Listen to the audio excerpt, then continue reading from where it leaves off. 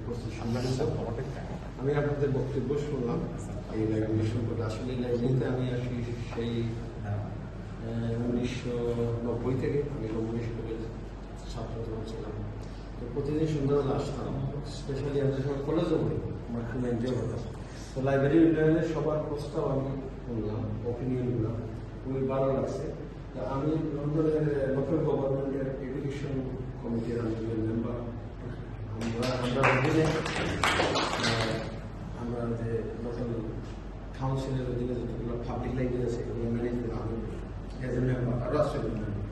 তো আমার একটা প্রস্তাব, ঠিক আছে, আমরা সেক্রেটারির সাথে আমাদের সাইডে আমরা ফান্ড বিল্ডিং করবো, এরপরে তো প্রবলেম রয়ে যায়। এবং প্রবলেমগুলো হলো ইংল্যান্ডের for lack of funding, shortage মানির লাগে আমরা যেটা করি ভলান্টিয়ার নিই, যেমন স্কুল কলেজ ইউনিভার্সিটি স্টুডেন্টরা ভলান্টিয়ার হিসাবে কাজ করে এলাকায়।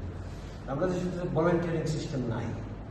ইভেন ম্যাজিস্ট্রেট কোর্টও পর্যন্ত ভলান্টিয়ার ম্যাজিস্ট্রেট, যেমন আমরা জুডিশিয়াল ম্যাজিস্ট্রেট নাই, এটা তো পেইড ওয়ার্কার। কিন্তু ইংল্যান্ডও all judicial magistrate they are volunteer, they just get paid breakfast money, তারা চা নাস্তা বসে।